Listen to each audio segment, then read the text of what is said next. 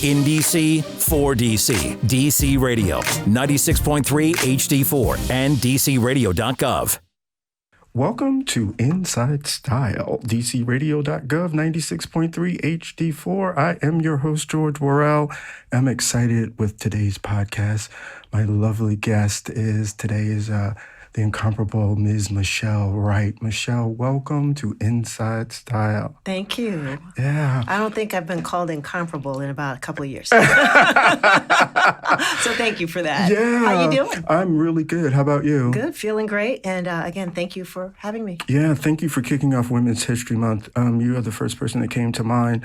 We've known each other for a couple of years. Yeah, many years. Many years. And I was saying that we first met at an event for women and that you were gracious enough to come to. And it's full circle that you're here so many years later. Oh, that's right. Yeah, that event. Was it at a church? It was at a church. It was Greater Mount Calvary. And there was some lovely women, including you, Kim Lee, who's going to be here next week. Oh, wow. And what was the... It was Women's History Month. It was Women's History Month. Yeah. Man. And women have played such a pivotal role in what I do. I think it shouldn't be just a month, but year-round celebration. But thank you so much for coming. Yeah. There's so many things that we can talk about. One of the things that attracted to me is that your personal style. Throughout the years that I've known you, you never look the same. It's always a transition of, stylish, So tell us, what is it that inspires you? Because your look is not like anyone else's. Well, thank you, yeah. I guess. Meaning good. Okay. Oh, well, life inspires me. Mm-hmm. And life, our journey, it's always ups and downs, twists and turns. And, when you pay attention, you take heed. Mm-hmm. And in taking heed to life, I make adjustments. Mm-hmm. I guess in some ways reinvent, revive, renew, refresh, and all that kind of stuff. And at different points in your life, you feel different ways. And earlier in my life, when I was not feeling as confident about things that I wanted to try in terms of my style, my attire. Even what I did, I may have been a little bit more hesitant because, again, I wasn't so confident yet. I hadn't really come into my own or matured. But that maturation process, of course, it continues throughout our life. Mm-hmm. But different things I've learned in life in different stages and different things I've been exposed to. And again, the more you travel, you learn and you see things. And, I've never really been afraid to try things. I consider myself an adventurer. Mm-hmm. And that's with my style, too. For the most part, I think day to day, I like to do what I consider casual funky, mm-hmm. And then other times I do quiet cool that might scream just a little bit. Okay. So does it help or did it hinder being here in Washington? Because there's definitely a different style here. It's more conservative, although now it's, I think since the Obama administration, it's changed a little, but with color and things like that. But before that, you were giving us all the things that you just described. Well, Washington has been more kind of traditional, more muted, mm-hmm. I'd say. Mm-hmm. However, I did travel a bit even when I was young. Mm. And I saw things and went to different places. And, when you go to Paris when you're young, when you go to New York, when you're young, and go to, other places, and you see, oh, wow, I can unleash a little bit. So I always was a little bit just different anyway, quirky, if you will, or mm-hmm. just, sometimes dancing to the music inside my own head. Mm-hmm. So I was always like, well, I'm going to put this on anyway. And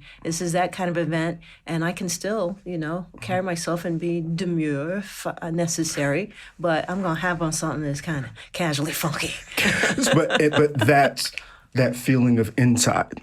So what I talk about is inside, outside, and then your clothes. So if you're feeling good on the inside, and then you're doing your hair, your teeth, all of those things, dental, and then your clothing, those three components together will somehow make you in the forefront of what you want to do, and that more confident. I know for me, because I thought that way. I thought, I'm a bit of a dandy, So I'm going to have to figure out how to do that and still be comfortable and still kind of not throw too many people off into circles, you know, in the business that I do, when I was event planning and things like that. But also evolving to say, you know what? This is what I like. This is what I'm wearing. Did it help you in what you do to feel the passion that it came together? Talking to people, radio, TV, come together with the fashion? Well, I guess kind of, because, I mean, fashion goes hand in hand with music, entertainment, and all that anyway. And especially when you're on the radio, and early in my career, radio in the 90s, again, everything has been since then about fashion. There's a fashion aspect to what we do. So you want to look a certain way to kind of fit in but stand out. So, you know, we were given, the swag was really popular back then. You were always given swag from a record label. So you could throw on a Def Jam sweatshirt, you know, Rock the Bells jacket or something, you know, and, you know, some jeans or whatever. It was always just a part of the lifestyle to look a certain way and to be able to, in a way, in music, I think fashion allows you to be a little bit of a rebel. And, you know, the radio industry is the music industry. You know, they're one and the same pretty much. So you get to, again, adventure, explore. Did you set out on this road? No. My intent after undergrad was to go to law school.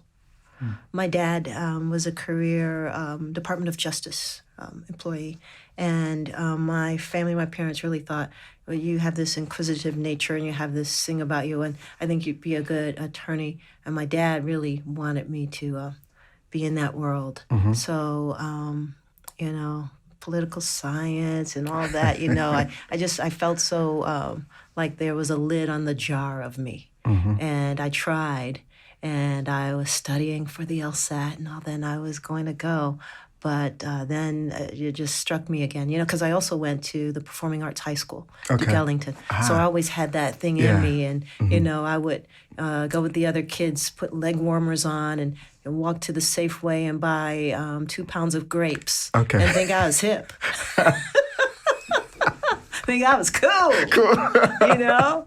And riding the bus all the way across town because I grew up in Ward 5. And I remember there were the kids, they would make sure I got to the bus stop and got there safely because I would ride all the way across town to go to Duke Ellington. And again, I just was one of those cool kids. I mean, even cool enough that I auditioned for the school. You know, I'd heard about the school a couple of years after it opened, and I said, one day I'm going to audition for that school. And I did, and I was fortunate. So it molded. Yeah, kind of molded, yeah. I think that's where I got some of that thing about me with fashion, that I'll dare to put on certain things. But being at Duke Ellington surrounded you with that to say that was okay as well? Yes. Was that a great influence for you? Oh, great influence. Even though some of my fashion choices have been misses. Over the years. And, you know, sometimes when those pictures come back to haunt you because of social media these days, I'm like, what in the heck was I thinking? Girl, what do you have on? It's so funny because when I pulled pictures for the promo, there were so many different looks. And then the one you chose, I'm like, why did George choose that one? Oh, I should have. You didn't like that? I love that. That's fine. No. Okay. Sometimes I try to ask first. Because also it didn't even show much of the fashion. But again, sometimes I put on something, I was like, what in the world? And then, you know, I hold on to things too, George. Because I still have, I remember when I was working in New York, a whole different space, and I was hanging out with people like Mary J. Blige and whatever, and I bought things like Dolce & Gabbana suits, and I still have some of them, you know, with that beautiful green lining and whatever. I still have things like from back in the day. My mom, she loved the store called Woodward and Lothrop. Yeah. I've got a silk black coat with covered buttons that she had back then. That thing is tough. We need to come and do something in your closet and film it. Yeah. Do you consign? No, I haven't. I've given too much stuff away. I've given away some stuff, and I'm like, why did I give that away? I should have held on to that, you know? You think? So looking forward, like, how's your journey? How, you planned on being a lawyer. Well, it was asked of you to be a lawyer. Right. And then you found this career that's like, this is what I fit. Someone listening, whether if it's a young man or young woman, what advice would you talk about in your journey that landed you and kept you here besides the passion? So it's the passion, but what's next? When you figured it out, what did you do next when you said, hey, I'm on the radio? Like you said, you were living in New York, you were traveling. Give us that input that most people don't hear about, like, maybe not being there anymore or whatever, like the inside. Give us some examples of that. Being a Black woman, being in the radio industry, being in TV. Yes, it's good, but let's know about the hard work. That's right. Yeah, all and of those tough things. Because it's really, really tough. And you feel so alone, so by yourself. You wonder why people don't share information sometimes, and one thing that you've got to remember is that you really have got to do it a lot yourself. And there are going to be lonely times and lonely moments, and you're going to feel like, oh gosh, it's only me out here.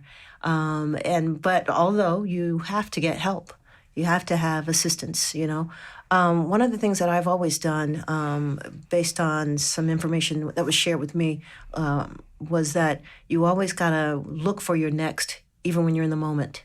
So, when you identify what it is you want to do next, go ahead sometimes and just create that for yourself.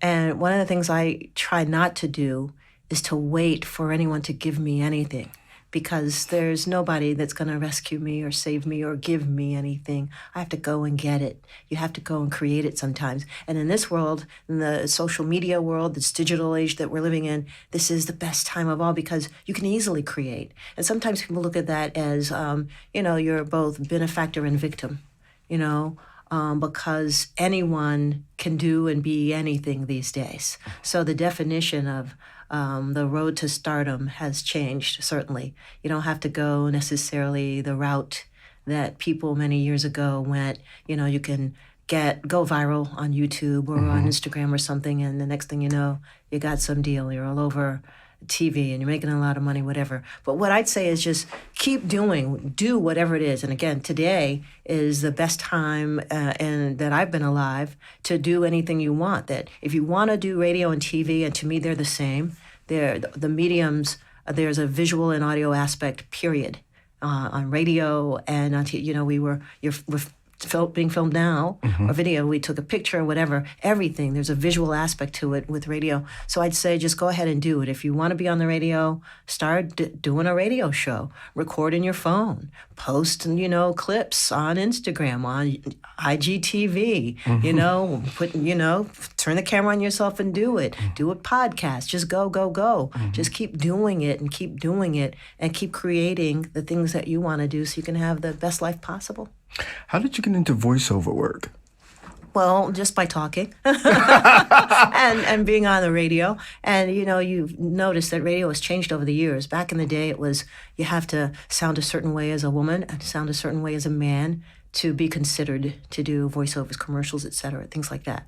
But then it got more and more that everyday people, because you want to hear people that sound like people and somebody that you know. So just being in that environment, and I was with a really, really big agency for a long time, the Don Buchwald Agency in New York, and that afforded me many opportunities, like Visa at the Cotton Club, Showtime television series, all kinds of wonderful commercials, because I was with a big agency that had leverage. One of their top clients to this day is Howard Stern. But, they had clients from singers, who made records. They were doing voiceovers as well, people you saw on TV. And I didn't know, but we were, with this same agency, and that's how I got in the voiceover business. In my Uber, there was a gentleman who was playing house, and he said he wanted to be a DJ and do some different things. And I suggested some platforms. He's like, "Oh no, I don't want to do that." And then I told him to get past what he thought the fear. Let's talk about the fear. I know for me, fear pushes me because it comes. If you're going on air, if you're interviewing certain people, certain things. Were you able, did you feel fearful? Do you feel fearful in certain aspects of where you're going in your career? Well, I take the advice that started many years ago. I don't know who started it, but then it was passed on and passed on and passed on and passed on. And I remember Jamie Foxx, he said it a few years back, but he said it to me many years earlier. And I think Will Smith said this too. On the other side of fear is everything and nothing. It is everything and nothing. So I'm not generally fearful. I'm cautious. I'm mostly cautiously optimistic. Because I believe in a good outcome, because no matter what the situation or what happens, I get something out of it. You know, if you approach everything with, I'm going to get a takeaway here, something that's going to grow me, something that's going to benefit me, something that, I'm going to learn from, then you're not as fearful. Now, when I do what I do, I get something that I believe is a good thing. I get something I call flutterbys, where, it's like that little thing in your stomach. It's like, oh, but it just like gives me that rush. I'm like, all right, come on, let's do this, But, I was born that way. That just that kind of, yeah, let's do this. Let's try this. Let's get it, Anyway. So do you believe that, I see that, and I read, and you and I have talked about a good health regimen. Tell us about your health regimen, meaning the things that you do outside to keep you mentally healthy, physically healthy. Tell us some things about that. Okay. Well, as far as the physicality, if you follow me on Instagram at Ms. Michelle Wright, I've fallen off the wagon a little bit. We have a gym at our studios at SiriusXM Pandora Studios.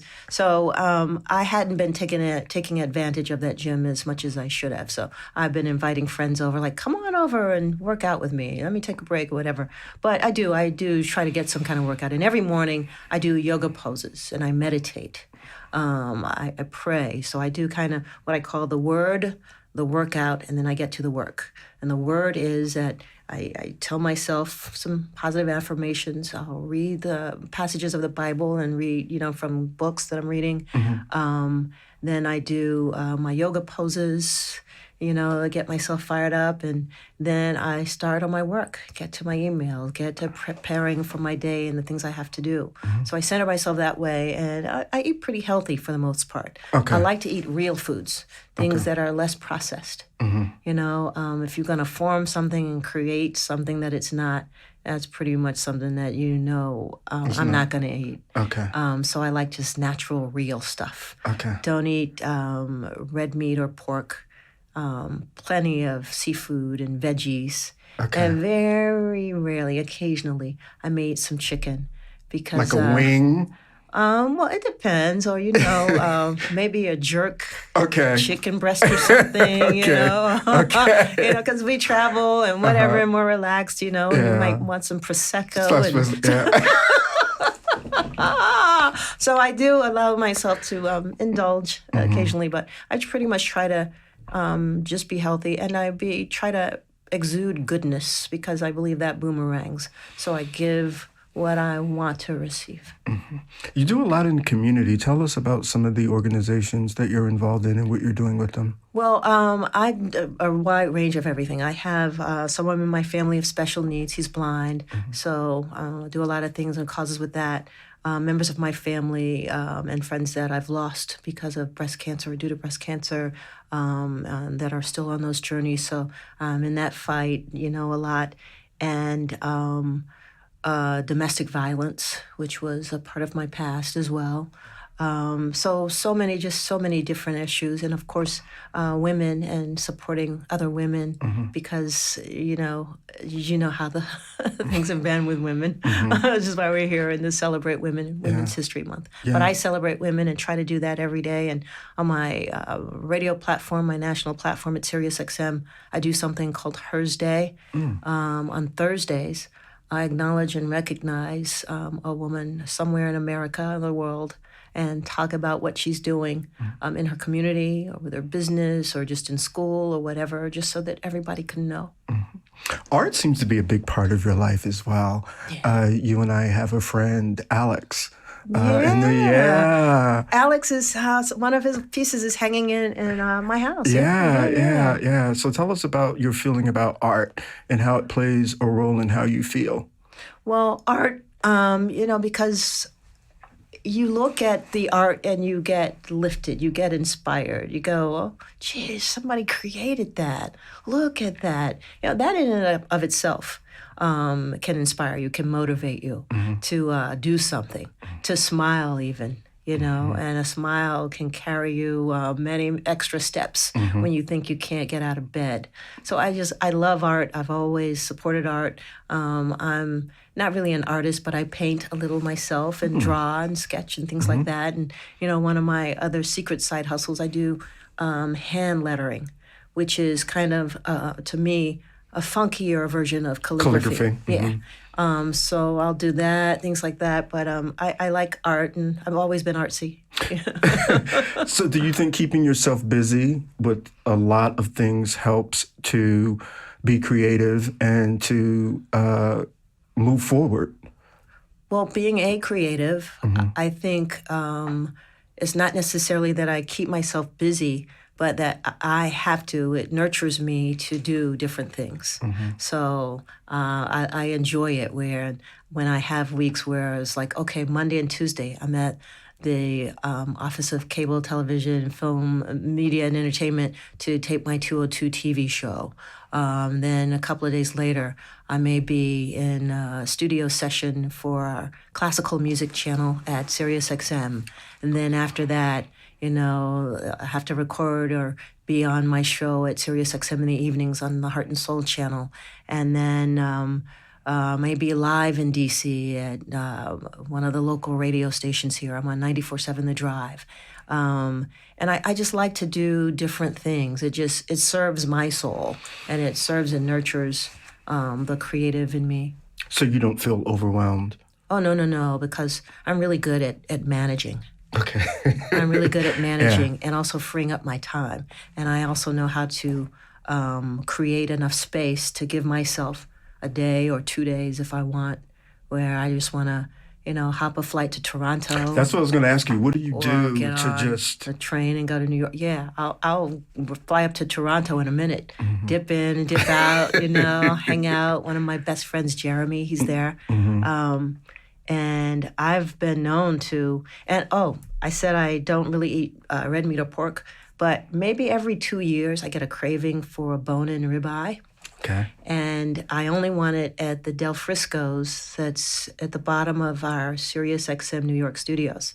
So I'll call my friend from Sri Lanka, Ghazali, say, I'm going to get on an early Marcel Express. Meet me, let's hang out and go shopping, and then let's go get a steak at Del Frisco's. And then I get back on the train and I come back. But don't you think I do similar from time to time. But doesn't that help move? Like, it's part of who you are, and it makes everything else wonderful. For me, I think it just adds to it. And just to be able, like you said, to cultivate these friendships and loves in other places and go back to them. Like, I go to the same hotel in New York on the Upper East Side. And, you get to know the people there, the shopping there. I hate that Barney's closed, but, all of those things. So, do you write at all? Oh, yeah. Oh, yes. Journal? Yep. I journal and I write. And, it's interesting that you brought that up because that's where I thought I was going to end up as a kid because I was always into writing in books. I remember my parents used to tell me when everybody else was outside playing, I'd be in the house reading. And because my mom was an avid reader, and I remember every home we were in, we had one room designated as a library. It was always shelves and shelves. Every single wall was books, lined with books. And my mother had me reading The Hobbit and Lord of the Rings when I was a kid. So, it was a little more sophisticated than the Bobbsey twins, which my peers may have been reading then. But I was always into reading and writing, and I was in writing programs. So that's where I thought I was going to go, that direction in my life. But I detoured, and I'm happy. I have a good time with what I do, the things I do. Yeah, so that it radiates out. So aside from the physical, what we see and what I see, what radiates for me about you is the inside.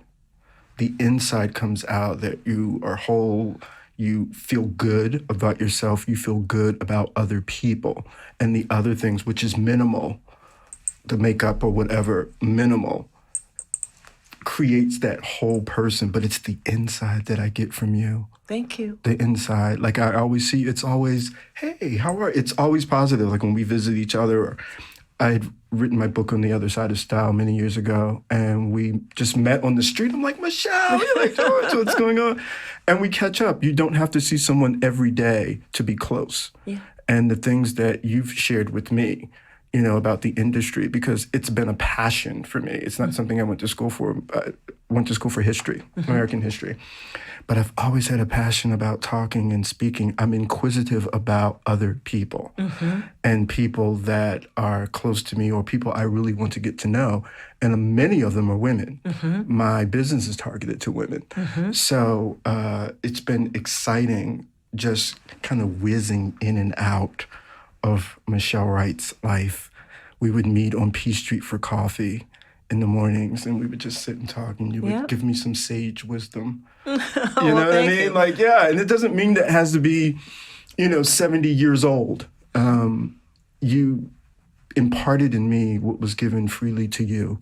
And I just think that's what we're meant to do. What would you like to leave with our listeners today about your journey, their journey, where you think, let us know also too if you have a new project that you want to talk about, but what do you want to leave? I'm always on some new projects.